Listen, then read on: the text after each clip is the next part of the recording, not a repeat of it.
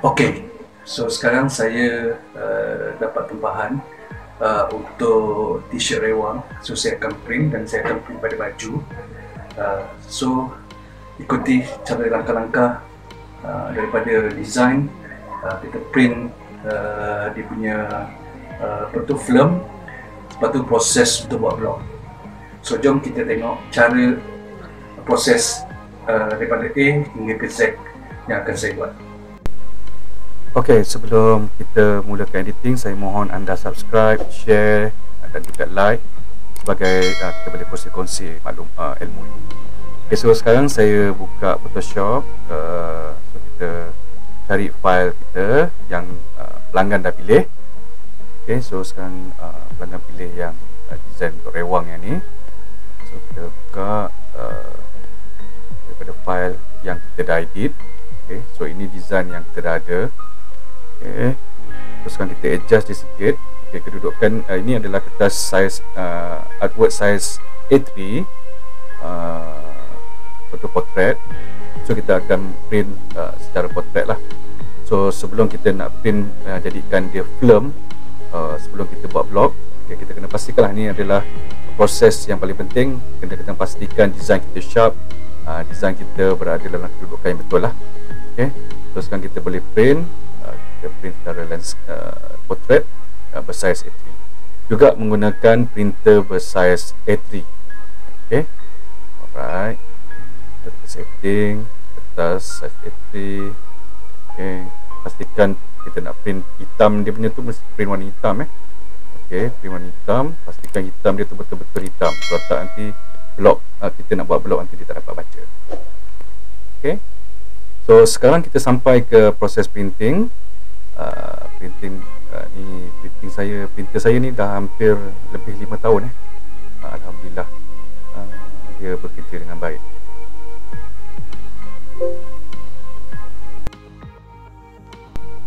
Okey, kita punya film pun dah siap. So kita lagi proses yang seterusnya, proses yang kedua, iaitu proses membuat blog printing.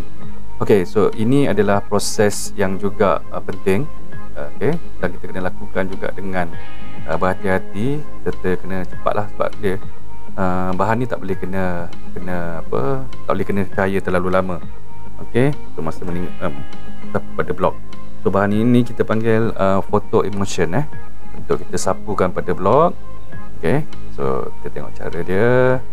Okey, ini kita letak pada skop selepas kita bancur dengan sanitizer, hand sanitizer tapi sanitizer untuk kuatkan blog, kuatkan kita punya photo emulsion ni, agar tak, bila kita basuh nanti dia tak pecah. Okey, so kita masukkan pada skop. Okay, skop itu pun lebih kurang bersaiz A3 Okey, so kita sapu, and then kita akan sapu pada blog. Okey, so inilah blog yang bersaiz A3. Okey, sebenarnya besar lagi ni, tapi kita panggil dia saiz A3 lah. Kita sapu daripada bawah. Okay, kita pastikan kita ratakan sampailah ke atas. Okay, sapu dengan cermat. Okay, lagi sekali kita pastikan dia rata, dan seterusnya kita keringkan. Okay, so keringkan.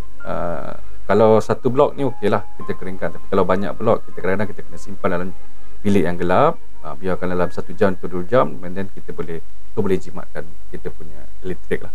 So kita keringkan so kita keringkan sampai betul-betul kering sampai betul-betul kering, agar masa kita nak buat blok nanti tak ada masalah dia pecah.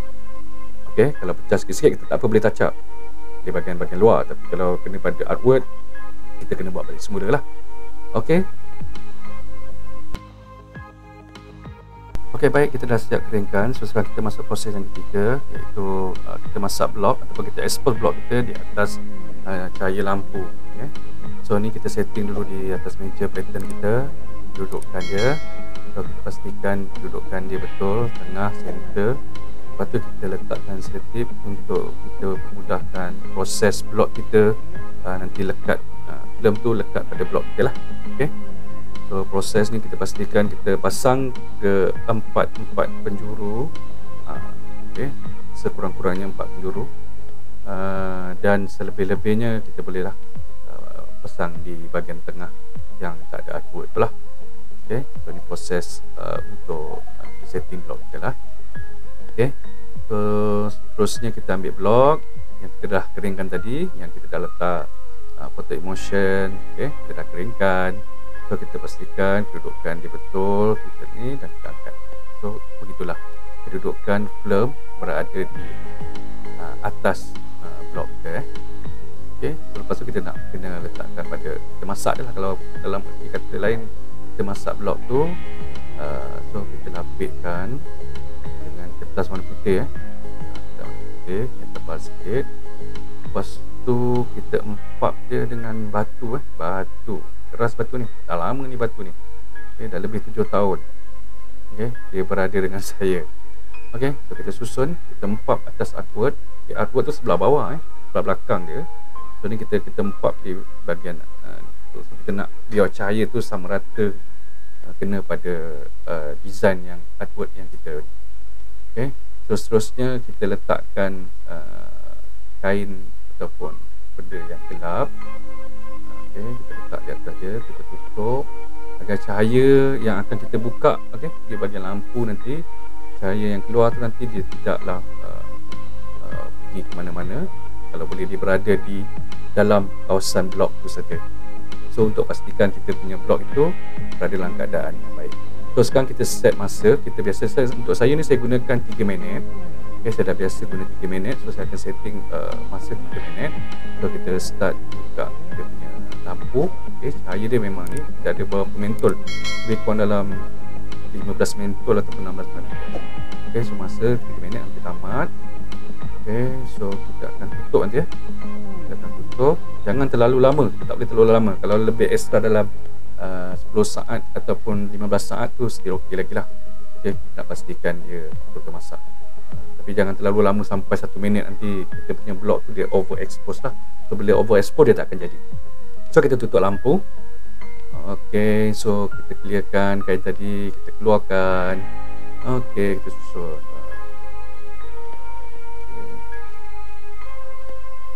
Ok, so kita keluarkan balik kita punya batu tadi untuk ni. Kita keluarkan semua lah, kita keluarkan semua. Ok, lambat sikit bang, lambat sangat abang buat kerja tu. Okay, tahulah berat. Ok, so kita keluarkan kertas balik dan kita buka film kita. Kita buka film kita ni daripada blok tu, tanggalkan. Alright, so itulah dia. Kita dah buat blok, kita dah expose dia. So sekarang proses kita adalah proses yang seterusnya, proses yang keempat, untuk keluarkan design daripada blok. Maknanya kita dah expose tadi tu, kita nak basuh, kita nak keluarkan daripada dia punya. So kita gunakan air pipe lah, air pipe. So kita keluarkan. So kita biarkan dia proses ni, kita curah dulu air macam tu, katakan. Okay, biar dia kembang sikit untuk memudahkan artwork yang berwarna hitam tadi. So dia dah jadi macam tu.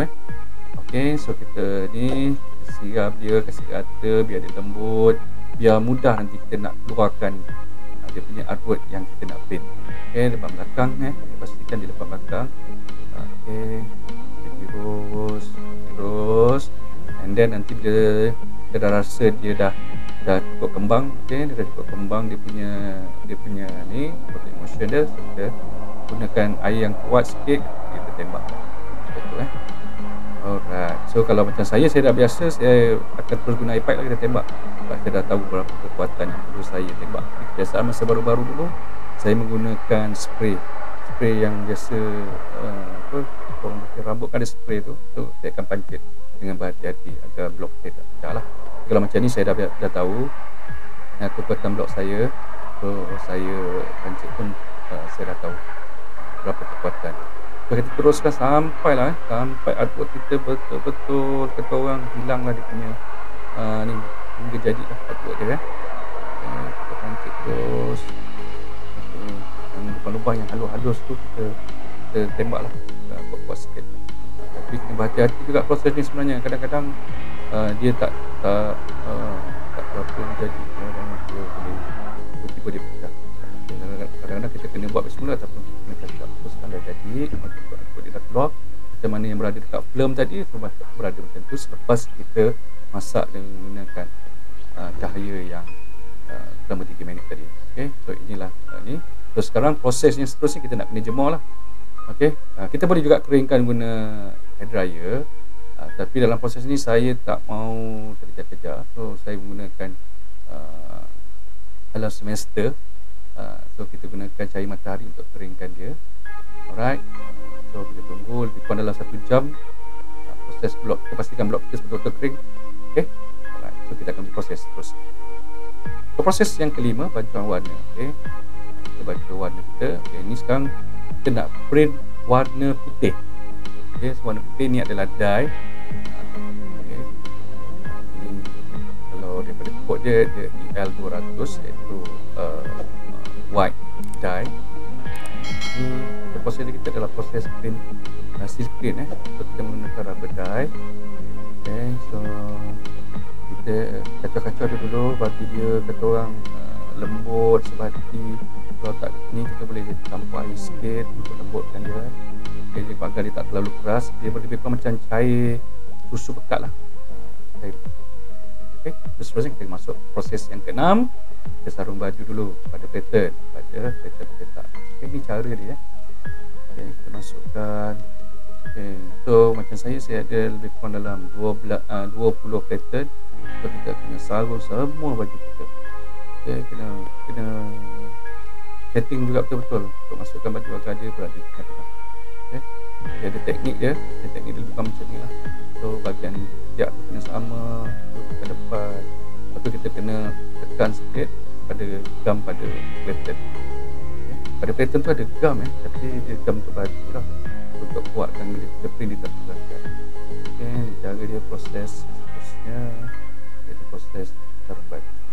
Okay, so kita dah bersedia untuk print baju. Okay, jom kita masuk proses yang ke-7, iaitu proses mencetak baju. Okay, so dye yang tadi kita dah lembutkan, lebih kurang macam cair dia, lebih kurang macam pekat lah pekat. So, kita letak di atas blok. Okay, letak atas blok. Okay, letaklah kod yang berapa line yang kita nak print. Dan sini adalah squeegee.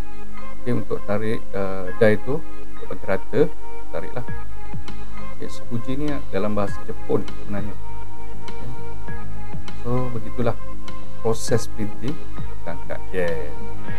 So tadi kita tu dah. So inilah dia proses printing. Kita akan lakukan okay, kalau macam ni kita gunakan baju wanita, pelanggan minta baju wanita dan artwork dia kita print warna putih. So kebiasaannya kita akan print lebih 2 kali lah. Okay, minimum dia 2 kali untuk pastikan keadaan printing tu dia rasa cantik lah. Okay, print kata. Okay, kalau kita guna sekali pun boleh, tak ada masalah, tapi tak berapa cantik lah. Sebab apa, warna hitam ni biasanya dia akan serap warna putih. So seelok-eloknya kita print 2 kali ataupun 3 kali lah. 3 kali lagi cantik lah. So inilah proses printing. Anda tengoklah seterusnya ya.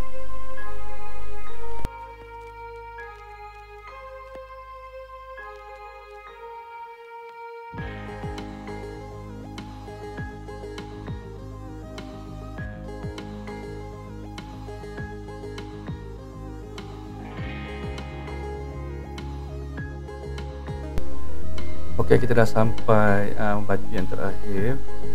Okey, baju yang terakhir kita print. Okey, bila sampai terakhir ni dia punya tu dah terlalu pekat sikit so kita kena patas sikit lah. Okey, so itulah dia kurang. Pelanggan order tak banyak yang ni, dia order dalam 10 line sebab dia urgent. So inilah keadaan print dia. Okey, tu warna putih. So kalau korang nak buat baju rewan, nak buat baju family day, boleh hubungi saya. Nanti saya akan letak maklumat bagaimana nak buat tempahan, boleh WhatsApp saya akan letak di bahagian description nanti. So anda boleh inilah. So ini okey, ini proses ni sebenarnya tak perlu. Okey kalau ni, tapi kalau kita nak cepat, kita kena keringkan lah.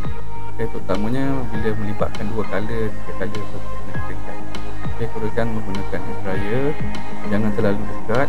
Okey, untuk dan dia ni jangan tekan terlalu kuat ya. Kalau ink tu kering kuat dia akan tidak pada dekat tangan dan merosakkan. Right. Okay.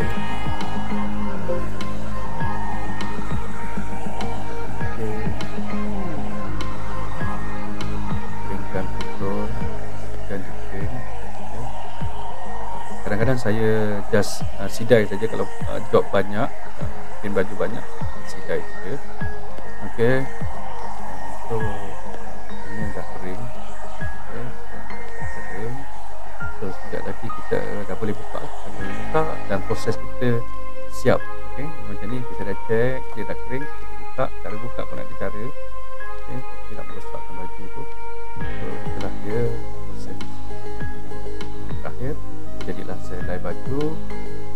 So kita dah boleh hantar pada pelanggan. So inilah dia baju. So, kalau anda nak buat baju rewang, baju kemiliti atau apa saja baju, so anda boleh buat dengan saya. InsyaAllah servis terbaik untuk anda. Dan saya juga ada buat untuk para artis tanah air yang anda akan tonton. So selesai proses, dah boleh hantar pada pelanggan. So kita tengok apa kata artis. Alright, just nak ucapkan thank you dekat Idaman Shah Kreatif sebab sama-sama dengan kita orang and Nabilicious buat t-shirt ni. Hopefully lawa gila. Memang lawa. Memang cantik lah, colour cun. Naik kan? Logo naik lah, naik semangat lah. Logo Logo pun baik. Hai, saya Faris. Saya nak cakap thank you dekat Idaman Shah Kreatif dapat sponsor baju saya ni untuk peringkat saya di Friends. So korang kena buat baju dengan diorang, okay? Sangat-sangat cantik. Nampak ni? Korang kena buat juga. Hai, Idaman Shah Kreatif. Thank you so much untuk design baju yang lawa-lawa. And saya harap kita boleh bekerjasama lagi. Terbaik Shah Idaman Kreatif. Thank you.